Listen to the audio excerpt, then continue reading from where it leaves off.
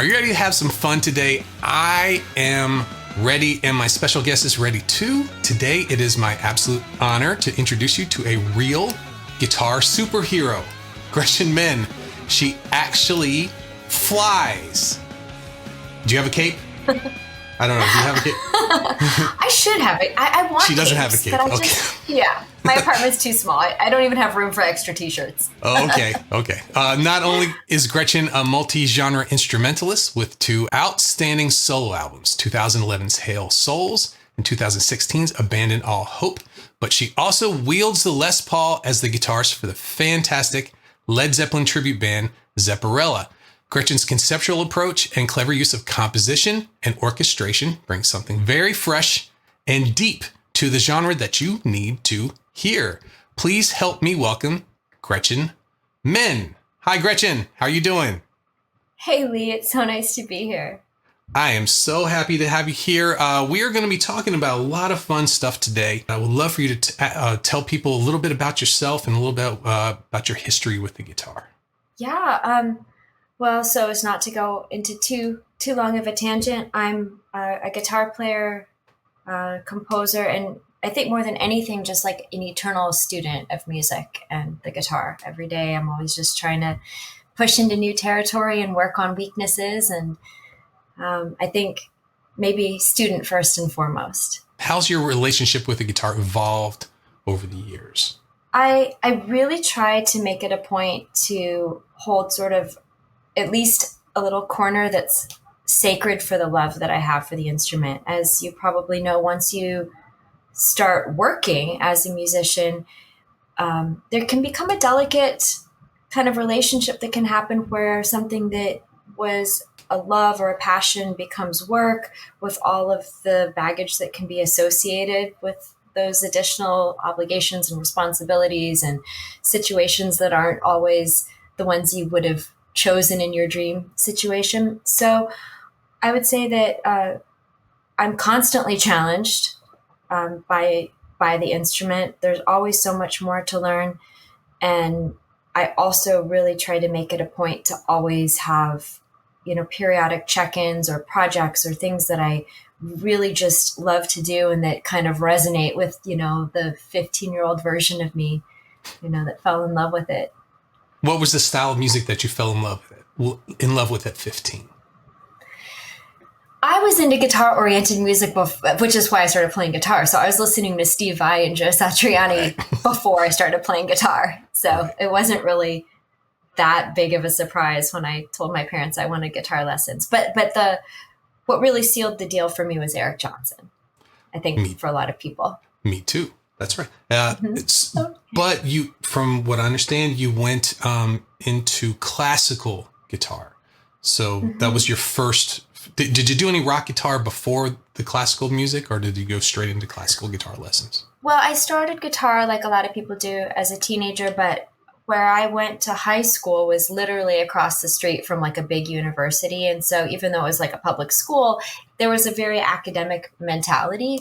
Yeah. And so things like SATs and college applications were like a really, really big deal. So when people tell me like, oh, I used to practice 8 hours a day when I was in high school, I'm like, oh my gosh, my high school was so much more like the mentality was so much more high pressure. So yes, I did have lessons, but I was just getting started by the time I was, kind of getting into college and stuff. So when I went to college, I was still very much interested in learning the guitar, but I was still relatively early on my journey.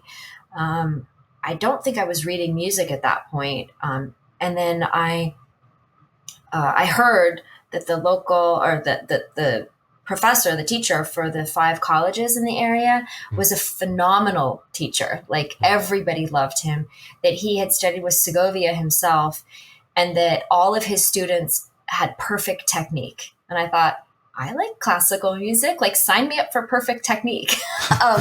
And so I just thought it never hurts anybody to have some sort of fundamental background, even if what got me into guitar was rock. And Philip DeFremery, my teacher, still a wonderful, dear mentor who has a knack for checking in on me, like exactly when I need him to. Right. He set the bar so very high, and really, I can't credit him enough. I think that I don't know if I would have had the confidence to even dream of being a professional musician if he hadn't taught me as though I would have a career in music. What was your major before you went into music? I think, didn't you start off in literature? Is that correct? That was kind of what I thought I was going to do, because I was a nerd was and continue to be a nerd. I didn't even realize that certain classes that I had just sort of taken in high school ended up counting towards college credit. So I hadn't planned to be on a different timeline for college, but when I got there, my counselor was like, you have like 38 credits. Like, do you want to graduate a year early? Right. And even though I love being in college, I knew I was going to have to be paying all of it back. Right. And I thought, oh yes, okay, sure, sign me up. But that meant that I had to declare a major right away. And even though I kind of think of myself as a very deliberate person, in a moment I had to just make a decision, and it came from the heart. And I realized what I wanted to study was music. So even though I'm still very much interested in literature and sociology and stuff like that, I became a music major, much to everyone's surprise. So when you got out of college, something very interesting happened. You became a superhero and you started flying, correct? I did. And it's funny how like tiny little insignificant things at certain times in our life can really just start a whole new trajectory. And it just so happened that I was going through a Pink Floyd phase and really loved the song Learning to Fly, and was listening to that, and walking around my campus and saw a sign that said Learn to Fly, discounts available for college students at the local airport. And I was like, I should probably do that. So I went and I took 3 flight lessons, thought it was great fun. I'd paid for them with like my Christmas and birthday money, and then was like, what am I doing? Like, I'm a college student. I have like, my income is so negative right now. So I'm like, I don't like, how could I possibly justify? Not even justify. I just didn't have the money for any hobbies, much less an expensive one. But every now and then when I'd, like get a little extra money, I'd go and I'd take a flight lesson. And then when I started realizing I was about to graduate, I thought, well, gosh, I feel like I'm still really early on my musical journey to go and be professional. There was some thought about going back and getting a master's degree right away, but I thought I'm going to be the least educated, least experienced person with a master's degree in, classical guitar performance or composition. And I thought, one, I want to get my hands dirty. I want to go through what all musicians go through, pay my dues and learn the stuff that I got to learn.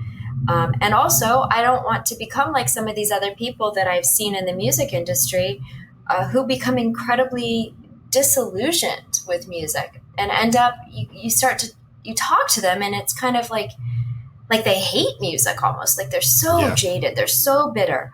And I just thought, I never want to be like that. I'm so lucky to have a passion. Like, I have to protect this like at all costs. And I thought, well, if I just do music on my own terms and expect that I'm going to have to support myself another way, then I can love music forever.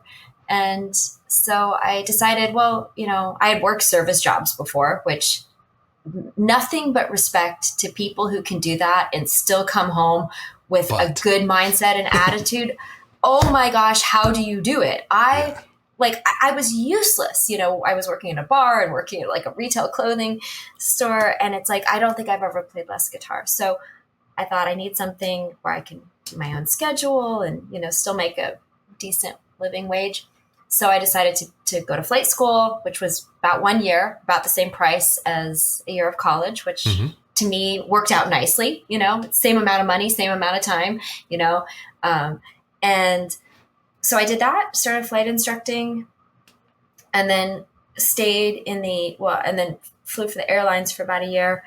I left because that made it was too, well, one, I felt like I was a glorified bus driver, and the life kept me too far away from music and people I loved.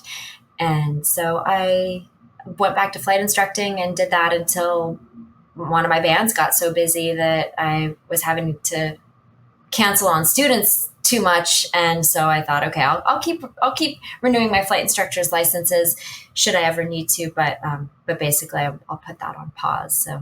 So it was gigs that pushed you over the edge. Yeah, I got very lucky, which was that the very first band that I was in was an AC/DC tribute band that was already established, called AC/DC. And I got to be Agnes Young, which was fun because it was like, one of my goals was I was like, I need to get on stage. I need to play rock music. I want to play some lead stuff.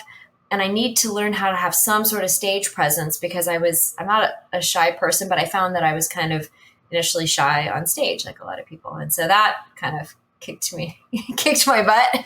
And then very shortly after that, like actually while I was in AC/DC, that's where I met Clementine, the drummer. And I think we were only in there for a year before she wanted to start Zepparella just to supplement and play more gigs. And so Zepparella is really my second band. And yeah, we got busy and I had to stop flight instructing.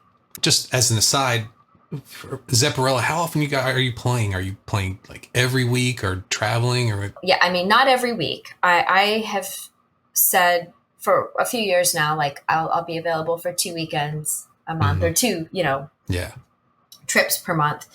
But as you probably know, it's like if you say you have 3 shows and they're flying dates, that's basically a whole week, Right. It's like you have a day in travel on either side, plus things like packing, unpacking, gearing up for the trip, and that ends up being a whole week. So we're selective. We're in a lucky place now. That's to be good. Able to be selective about gigs. So we are formally trained in classical guitar, but that's not really what we're seeing right now. Tell us a little bit about the transition from classical guitar to what we're doing right now. Okay, yeah. Well, I never stopped playing electric guitar, even though I had more training on classical guitar. What I was doing is I was trying to apply what I was learning that crossed over, say, from my classical lessons, which was mostly, say, left hand stuff, right. To stuff I was learning in my music theory classes for my degree, and applying that to electric guitar. So I was still always playing electric guitar. And really it was just like I was playing classical and kind of trying to figure out my way around electric. And then I got hired to play in AC/DC. and so it was like all of a sudden, I think our third gig was like at the Hard Rock Casino in Las Vegas, like a huge room with a huge right. stage. So it was definitely like just jumping in, sprinting. So there was, I think, a lot of shows I remember, my bandmates being like, gotta rock out more. You gotta do this. Fortunately it's like having a bunch of, sisters with more experience, urging me along. So it was, we were so busy so quickly that I had no choice but to just do my best to keep up. Being thrown in the deep end like that is it's a scary thing, but it's also kind of learning on fast forward. When you have that kind of pressure, and some people deal with pressure differently. In this podcast, we deal with a lot of people who are frustrated learning the guitar, and they have a lot of stumbling blocks. And when you're home and all you have is, I want to do this. And so you have to figure how do I set up the goals to get to that? But when you have a gig this weekend, you're in emergency mode. How did you structure your practices then after college when you're doing the tribute bands and starting to form some of your solo stuff, or at least thinking about it? I've always tried to be very diligent with my practice, but also to have some sort of structure, so that I don't feel like anything good happens for me after about 4 hours, unless I'm really in like a great creative moment. I feel like that if I can't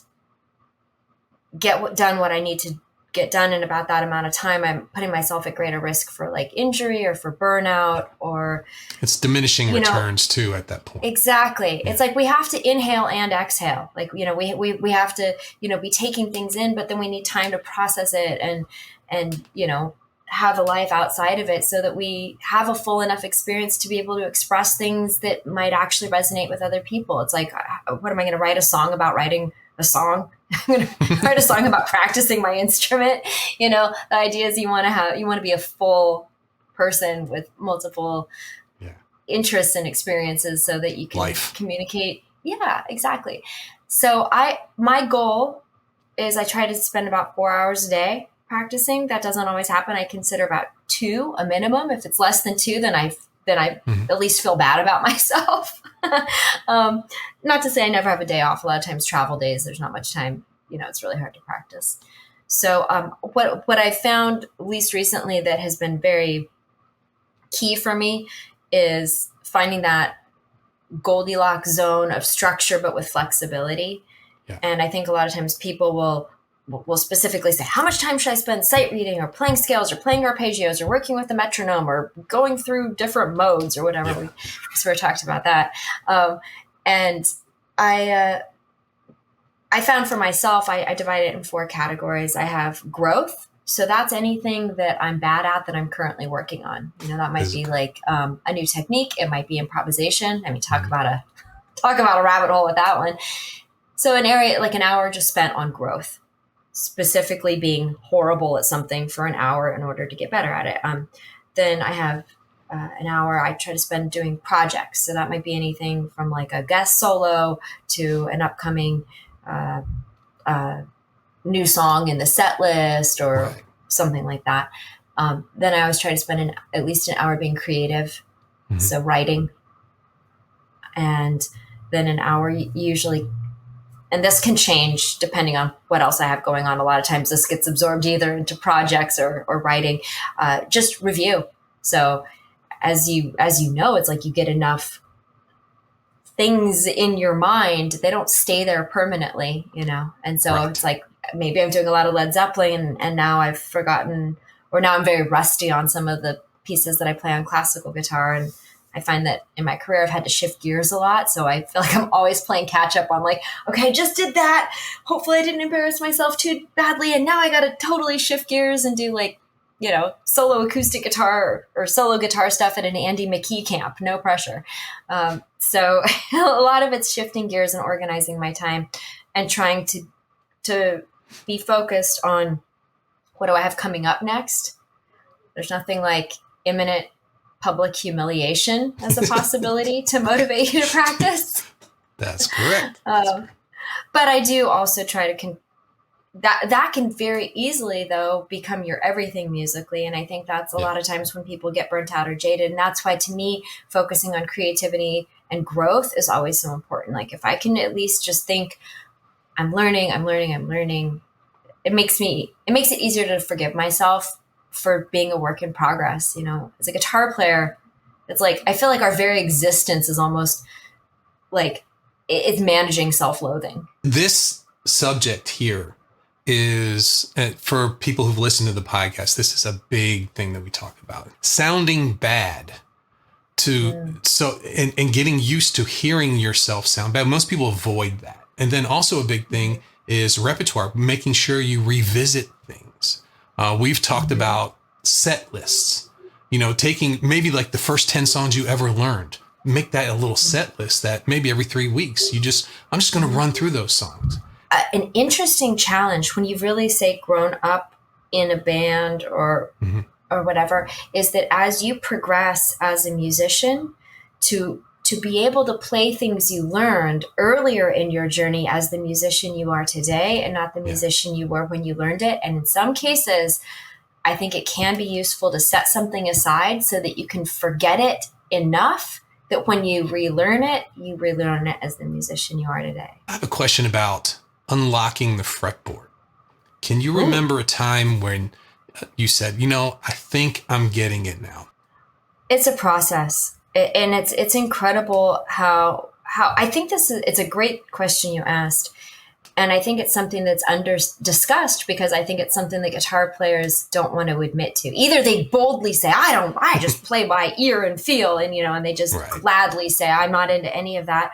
Or anybody who can see the benefit and saying, well, I mean, how does it hurt me to know what notes are on my instrument? I mean, can you imagine a piano player being like, I don't know notes? It's like, it's only guitar players, really. I don't play those keys over there. I just stick to these. Yeah, no, I don't like those.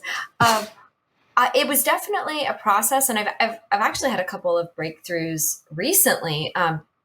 Probably step one would have been just my classical teacher, lesson one, handing me a diagram of the neck with all of the notes written on it, handing me stuff. There was never tablature. It was just like, here's your piece to learn for next week. Here are the notes. Have at it. So it's like there was no option. It wasn't like, oh no, I don't want to do that.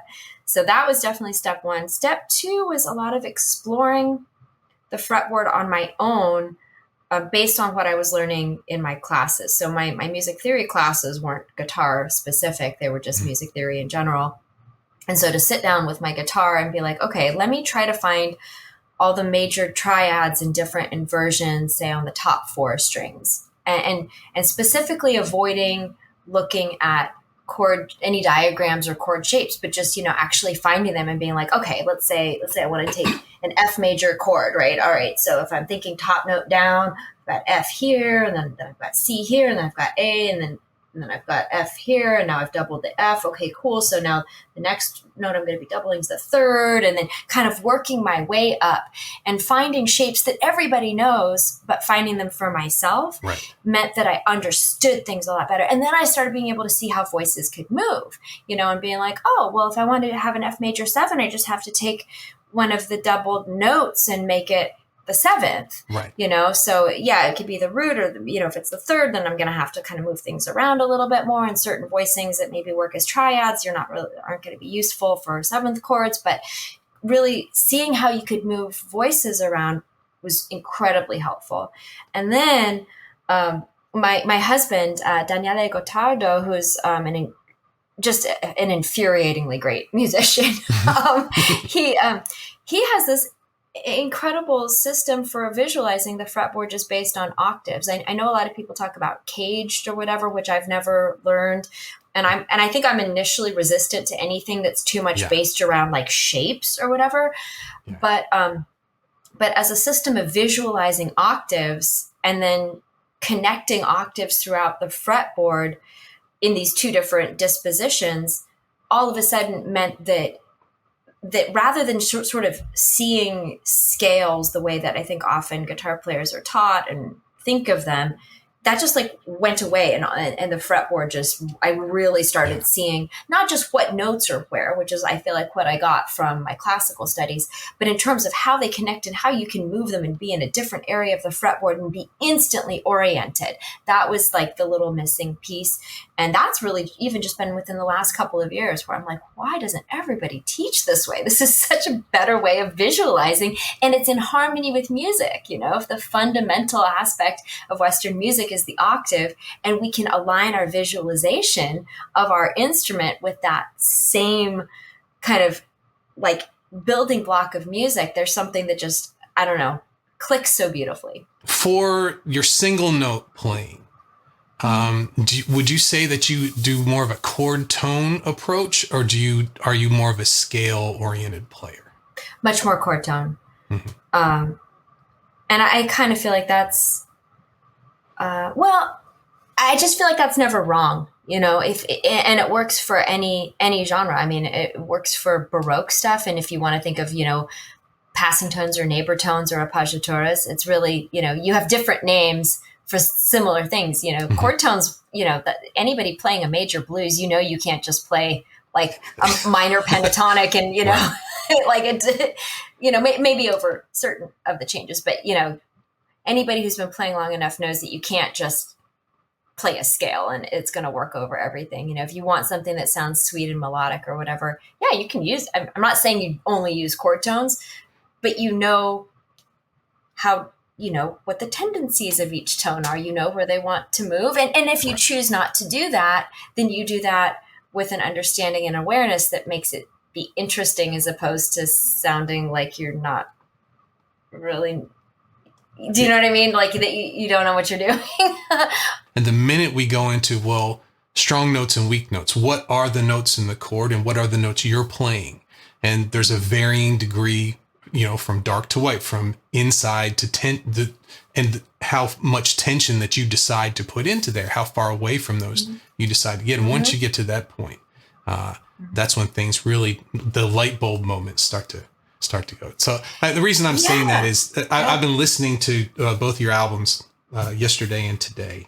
And it's really neat, the different styles of music that you go through and master at the same time, and the orchestration that you're using too. Could you tell us a little bit about your solo work and what made you decide that it's time for me to do an instrumental guitar rock album, and then why they don't sound like all the other instrumental rock guitar albums? Oh, that's very kind. I mean, I kind of feel like unless people are deliberately, and even if you are really, really, really trying to embody somebody else, we're as unique as musicians as we are as individuals, everybody. And I do think that an easy way to make that clear is to draw from a wide variety of influences. So if you just have one influence, your own unique take on that is going to be harder to perceive. If you have a huge variety of influences, that'll just be a little bit easier for people to be like, oh, that doesn't sound like, X, Y, or Z. I never thought it was time to do an instrumental guitar album. I mean, talk about the bar being set so high by your greatest heroes. It was truly just a function of having a band that I had really put a lot of time and love and energy and friendship into, just, just not be able to continue it. I mean, everybody in it was lovely, but it's like, sometimes people go through things and not everybody can kind of be on the same page all the time. And it was kind of heartbreaking for me. And I realized like I put all this time and energy into the music and the website and all of that. And it just kind of occurred to me, well, I don't want to stop doing this, but to rebuild something from the ground up and then possibly have it all go away again. I thought, well, I know I'm going to keep playing and I know I have no plans to change my name. So I'll just like do my own album. But that was a hard one to get my mind around because I felt so utterly unworthy of doing it. But at the same time, you think I got to learn.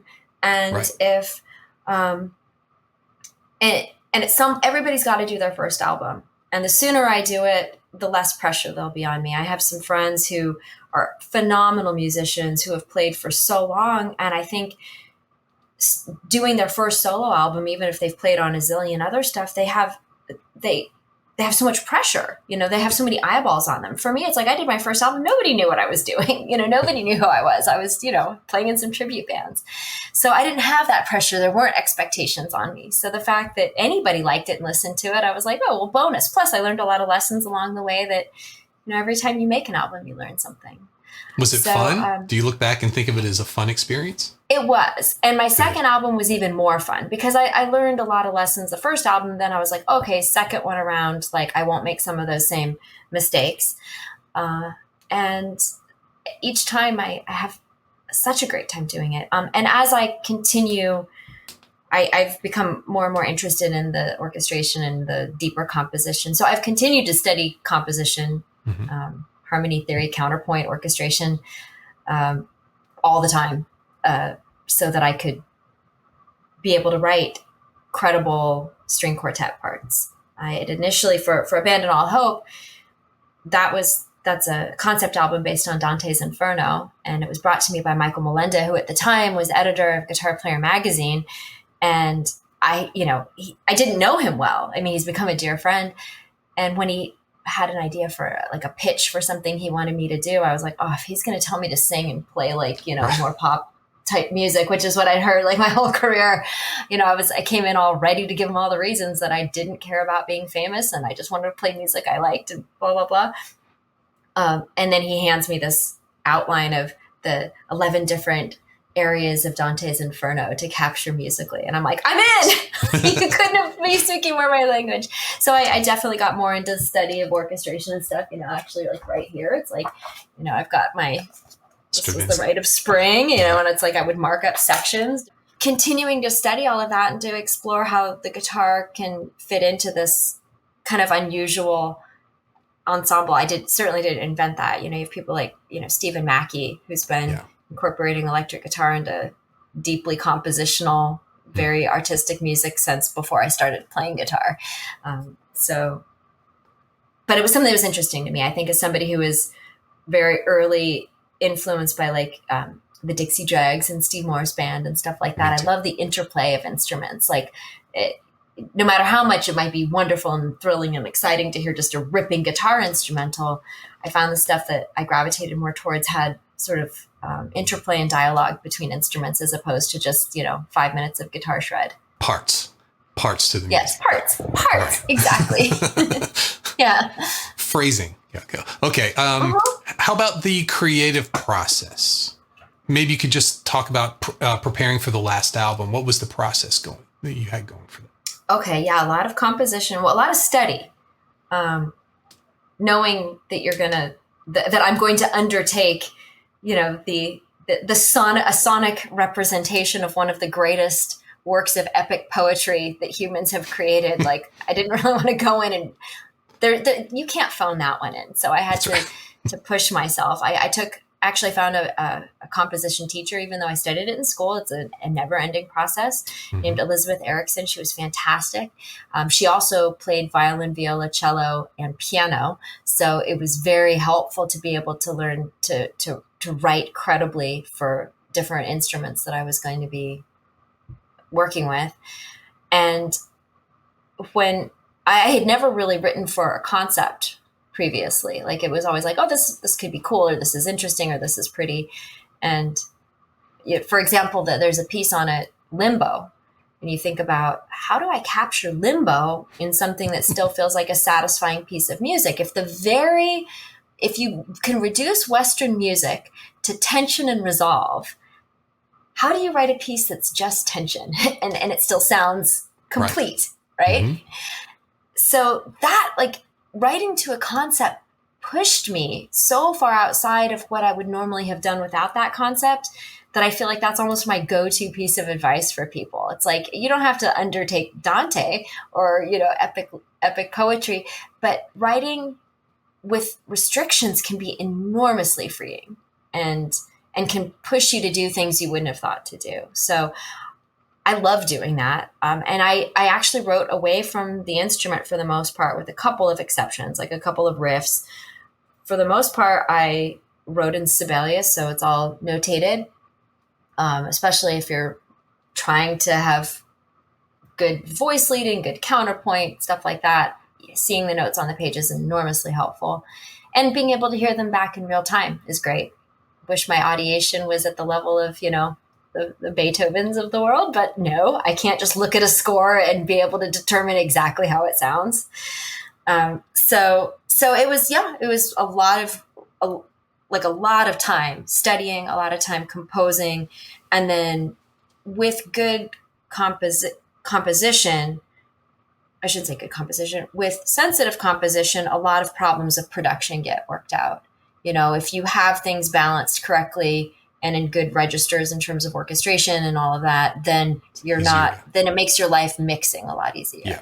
So now it's time to bring that to the folks, right? How do you do that? I haven't. Okay. It's the quick answer. I was wondering. I would love to. And well, let's do it. But yeah, let's do it. Yeah. It's, I would love to. There is, I think I determined that I would need like 9 musicians, and because there isn't an accessory instrument in it. It is parts. Everybody's important, so I don't have anybody relegated to, I couldn't imagine putting anybody as a backing track and actually presenting the album that way.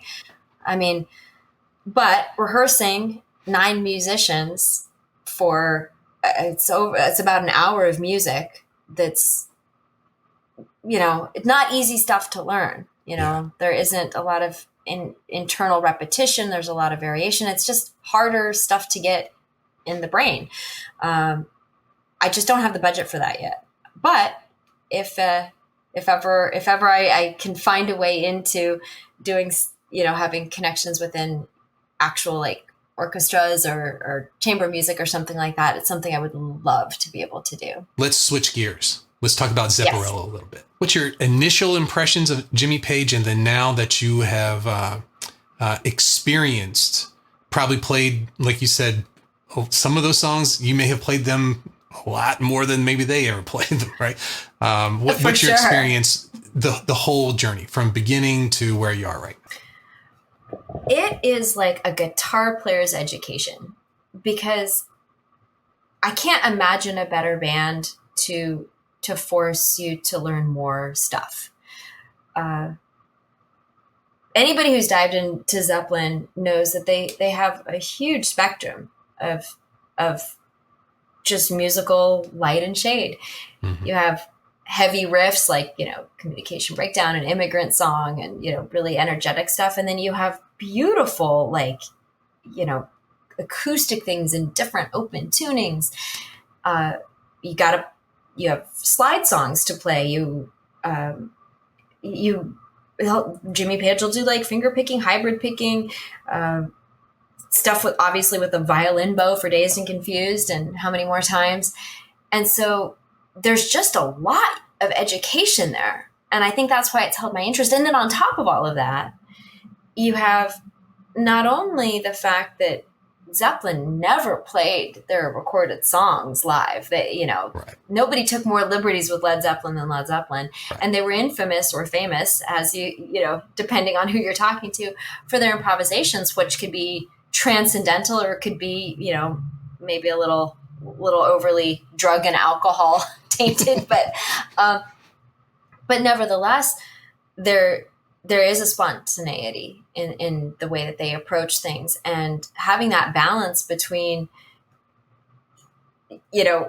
trying to give authentic replications of things that all the fans want to hear. If you're a fan of Led Zeppelin, it's like, you want to hear this way. Even if Jimmy wouldn't do it live, it's like, but I should, right.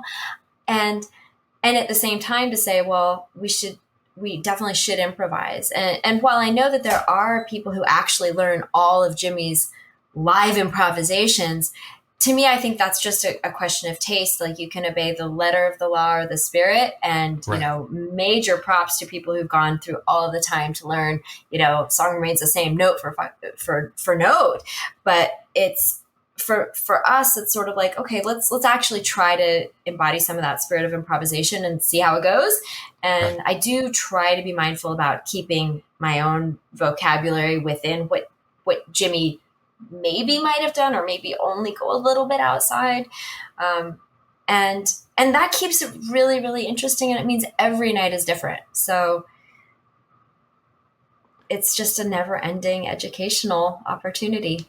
You get to turn the gain up and use the violin bow. I mean, come on, who gets to do that? It's pretty fun. Now, the violin bow was something that I had to be convinced to do. I was afraid it was going to come off as too no, you have to do that. Yeah. You got to do it. I got voted down on that, and I've now very much come around to it and said, okay, you can actually make some pretty cool noises with this thing. It doesn't have to be Spinal Tap. In one of your songs on the latest album, you actually incorporated the violin bow in your own. Tell us a little bit about that. I did. So on Beast, which is the second to the last song on Abandon All Hope, that's supposed to be when they are encountering the beast, right? So it needed to be the darkest, most, animalistic interpretation I could come up with. So I tried to I did do a little nod to Jimmy Page in that one with the bow solo, although there's some other stuff in there too. I definitely put a few Easter eggs on that album, for the few people who are interested. So I won't say what they are, but there's definitely some other stuff in there too that are from some of my favorite, very dark pieces. But in the middle, there is a bow solo. And interestingly enough, a lot of people haven't heard it. So good on your ears. I think they thought because I do have a string quartet on that album. I think they assumed it was probably strings, but that is a Les Paul with a violin bow. And after a little bit of deliberation of, am I allowed to do this? I thought, I think I've earned the right. Like other people like John Five and Tracy Guns, they use the bow sometimes too. It's like just because Jimmy popularized it doesn't mean that none of us can ever touch it. Plus, I spent plenty of time honoring the pioneer. I think I can make it my own a little bit. Have you ever experimented with the double neck SG guitar? That's what I have not. Oh. I just can't imagine like loading more gear than I already do. Well, and I mean, I can't imagine how heavy that thing must be. I mean, we play a good, easily 2 hours a night with a Les Paul already. Is yours like a chambered, or is it just a regular heavy Les Paul? Full, massive Les Paul. Any thoughts about guitar learning now? I think right now, more than ever, we live at a time where immediate gratification is what everybody sort of expects. And if you go into guitar with that mindset, you're going to be constantly disappointed. There is so much beauty in staying the course and in slowing down. And we have such rare opportunities for that now. I often tell students it's better to take like a Mr. Rogers approach, which is like slow and deep is so much better than superficial and fast. And there can be something truly meditative about practicing the way the way that you'll get the most benefit from, which is with slow, deep, consistent focus. And you'll find the benefits not just in your playing, but also in your mental health. Noodling in front of an app and expecting to immediately be able to play something is really not going to be good for your learning or good for your self-esteem. Right now, we're faced with the ability to find, 6-year-olds in, countries far away who are just ripping it up on our instruments. And I wish that the lesson here wasn't just that, of putting kids in front of cameras so young. But that maybe for people not to be so preoccupied with the technique to say, well, look, small children can learn how to, move their fingers or their limbs in time.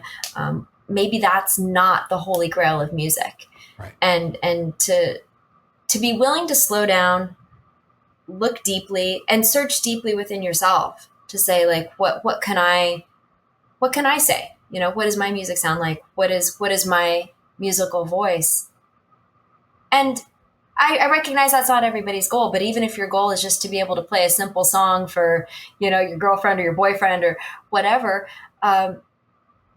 take the time and learn it with great care. Don't practice mistakes. The whole notion of practice makes perfect is very easily corrected to perfect practice.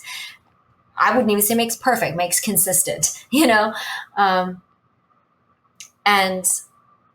I just hope that people will stick with it long enough to see that the benefits of doing music are so much more than just being able to get attention in a room full of people or on the internet, that it's good for your soul, it's good for your brain, and it gives you more as a human being to be able to then give to others, whether that's patience for somebody you love who's going through a hard time or kindness to somebody who's being, a jerk.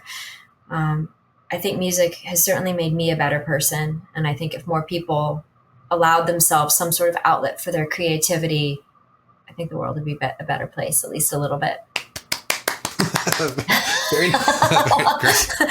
Off the soapbox, sorry, yeah. I know. Well, I've been teaching since 1988, right? So, but I would do, if I was in one area, I would teach. But then if I was on the road, I would stop teaching. I would kind of leave it for a few years and then come back to it for a few years. And the last time when I came back to it, something happened. YouTube happened in between that time. And so when I came back in, I was doing group classes, and I have 10 people at a time come in, and they could play these really advanced things. And I say, that's great. And I'd say, well, let's play something. And I'd pick something else in that vein. And they had no idea what I was talking about. They were just copying the music, and no one cared why the music worked. They just played it. There was no need to figure it out. The goal was like a conquering type thing. I'm going to play that song. I'm going to conquer that song, and then move on. The problem is how short-sighted that is. That these songs are where we actually learn from, and the little pieces in these songs translate to so many different other songs. And if you just understand a few, music theory is not difficult. It can be difficult. You can go over the edge, but the basic music theory, I think of it as like Michael Jordan. You know, when he was at his top of his game, he's practicing free throws every day, stuff that he's been doing since he was 8 years old or whatever it is. That, you know, think of how many gigs do you play where you didn't play a C chord or an E chord. You know, every gig I've ever played, I played a C chord or E chord. The first thing I learned there. So that was one of the things. And you know, I think it's really great to hear from someone who's gone through this whole system. You've been formally trained, but also you were learning on your own at the same time, and to be able to see both sides of it and give your experience about learning. What advice would you give someone who's kind of frustrated or maybe even thinking about quitting?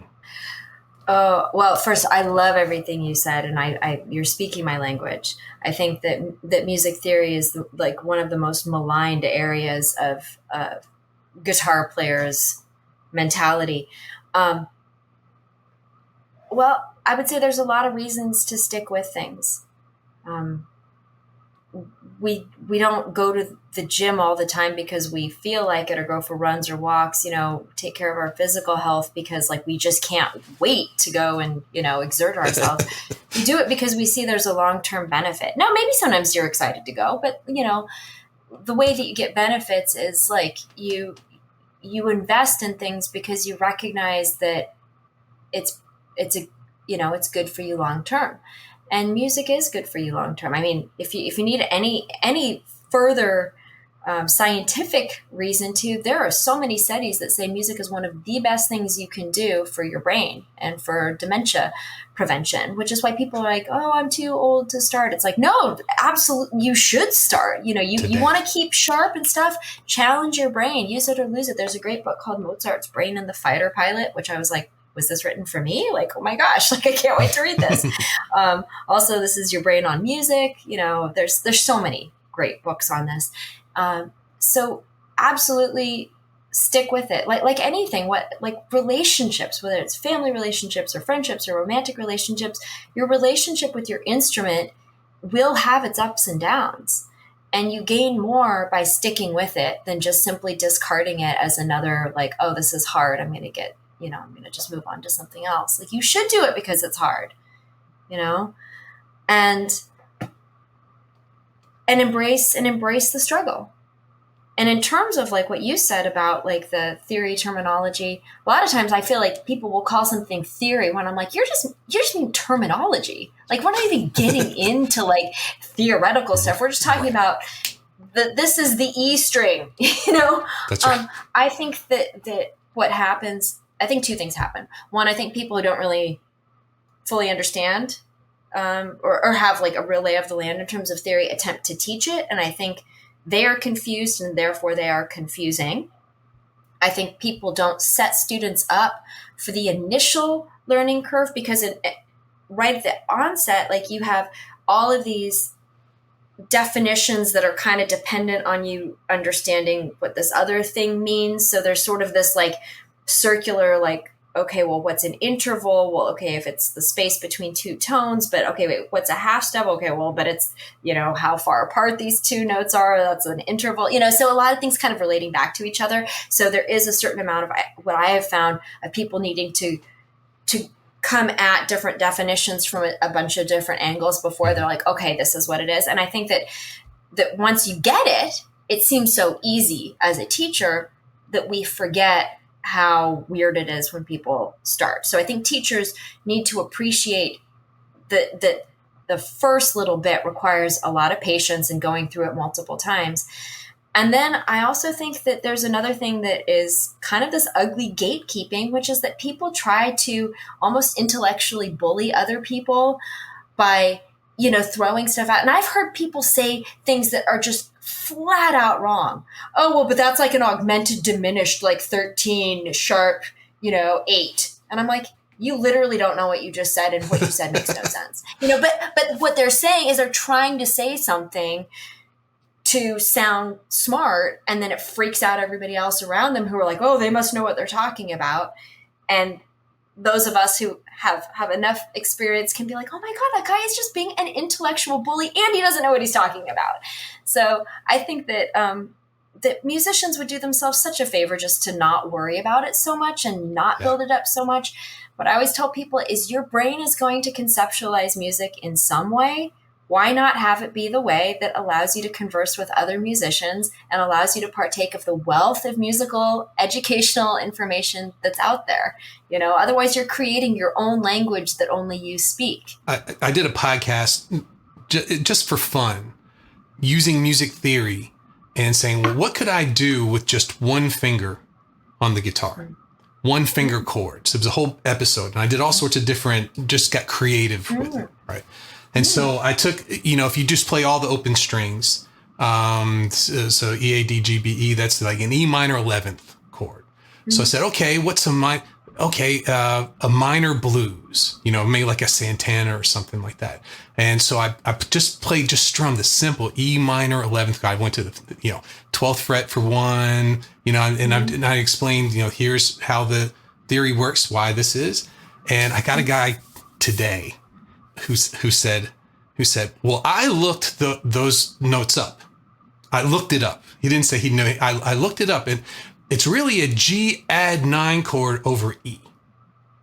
So if I was to do a blues with that, so it's G add 9, and he went through and made it, and I thought, wow, one function, right? Why in the world would you ever want to play a blues in G using add 9 chords over an E? You'd never do it that way. So the short answer is they're the same chord. It's the same notes. Yeah. It's how you use it, how you apply that. And I was going, I'm going to reach out to this guy and I'm going to say, if you want to learn a little bit more about how to build chords, we'll talk. So, but people are, but to me, that summed everything up. Is like, well, he typed in the notes, said, well, what are those? And had someone else tell him what they are instead of knew how to do it. So it totally. And that's the danger of this, like, I'm going to learn this little bit of information really fast without understanding something like, oh, context matters. We were talking about this in our pre-interview about modes, of why I get so impassioned. Yeah, I won't do it, I promise. But why I get so impassioned about how modes are taught. Well, first of all, I think that, when I hear somebody's just starting guitar and they're like, yeah, I'm working on my Phrygian mode. I'm like, why? Why? Like, why? I mean, really, if that is what, like, if you're wanting to play like death metal stuff or whatever, but for the most part, I'm like, if you don't have major and minor down, like that's all you could ever learn. That's fine. Yeah. So I think that a lot of times teachers will teach modes as though all of them are equal, and they're just not. I mean, not in terms of practical application. You can have an entire career and no major minor. Yeah, if you think about it, 99% of popular music is, I call them big four. Major, minor, major pentatonic, minor pentatonic. And yes, they are different scales, even though they come from the same. They all boil down to the major scale, no matter what you do. Right. But it's and if you know those, you're playing. If you know them inside and out, all over the neck, you're playing. There's nothing to stop you there for that. I get a lot of people who I'll say, okay, well, play me, go to the 10th fret and play me, minor scale, just natural minor scale. Well, I don't know how to do that. Well, you told me you knew your minor scales. Well, I did. I learned them. So here's the other thing. Just knowing how to do something, but doing it well are two completely different things. And now it's just people that say, well, I learned my scales. And so for some reason they will magically be able to play them in a moment's notice. When you have a drummer that goes 1, 2, ready, go, and you're in mid song, you don't have time to think anymore. Those things have to be on autopilot, and nobody works on getting their skills on autopilot anymore. That's the biggest thing that I see. I feel like one of the best phrases, I wish I knew who said it, of like, don't practice until you can get it right. Practice until you can't get it wrong. Right. And man, it's like, ooh, yeah, yikes. And that's why I mean, especially like to your point, you know, knowing major, minor, and frankly, I think this is a much better way to conceptualize modes anyway, is if you think of just modes as different colors within the major and minor family. You know, when people are like, oh, Lydian is just the major scale, you know, starting on the 4th scale degree, it's like, I want to just scream. And I'm like, just think of it as major with a sharp 4. Please just think of it as major with a sharp 4, because it doesn't matter. You can start on any note of the scale. It doesn't change what your tonal center is. And if you start thinking about it that way, it becomes much easier to see it. Like you said, visualizing intervals, and you say, okay, well, here's my major mode. Well, I just sharp my 4, and now I get this particular flavor. And maybe you don't want a whole song in Lydian, but maybe like there's a particular chord that kind of implies that would be a nice note choice, or maybe that's an actual effect you're going for. And I think that without that solid fundamental understanding of the major and minor modes, all of these other modes are just going to be, they're going to max you out. I mean, the whole reason that phone numbers are delivered the way they are is because the human brain doesn't do really well above 5. Right. You know, like we have a hard time only so much just remember. Yeah, exactly. So if you're talking about a diatonic scale having 7 notes, it's like, we're already, it's kind of funny that it's like, I don't know what research has been done on the human brain and why we like, you know, the prevalence of the pentatonic scale, but I can't imagine that they're totally unrelated, right? Other than that it's the removal of half steps, which makes, you know, just notes, the possibility of extreme tension a little bit less likely. I find that if I have to think, well, what key would this mode be in? I'm already done. The song's already over. You know, if I know Dorian, I just have to raise the 6th of my scale. I'm playing in a second. So the more you know about music theory, modes are going to mean everything to you. And that's why I'm a big fan of not teaching parallels, meaning when people say, well, C major and A minor are the same. I'm like, they are absolutely not. They share common notes, but they are not the same, you know?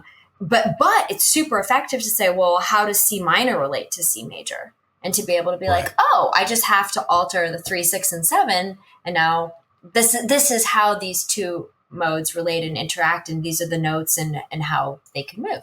And I think that's far more useful. You're still keeping your same, like your center of the universe is still C, but then what are those orbits of the other notes that give this particular flavor?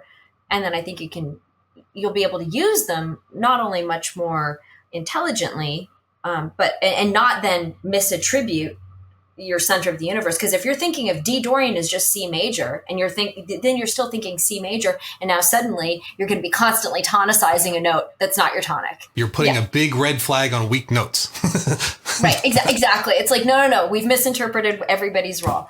And that's why I really wish modes would be taught as parallels as opposed to relatives. So not for anybody, I don't mean to be, I don't know how deep in your audience is, but really quickly, parallel modes are modes that share the same notes but a different tonic, and relative modes. And then parallels are the ones that share the same tonic but then a different set of notes. So like C major to C minor would be a parallel mode, whereas C major to A minor would be relatives. I could talk about this for another 3 hours, but I'm good. Me too. Thank you, Gretchen, so much for hanging out with us today.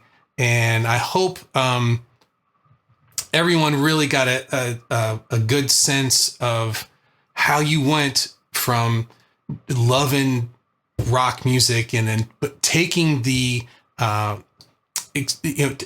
taking the chances to put yourself out there. I'm going to just go ahead, kind of like you did with flying. Well, it sounded like a good thing to do. So I'm going to, you jumped into it, so fear is a big thing, especially with music. Fear is circling around music all the time.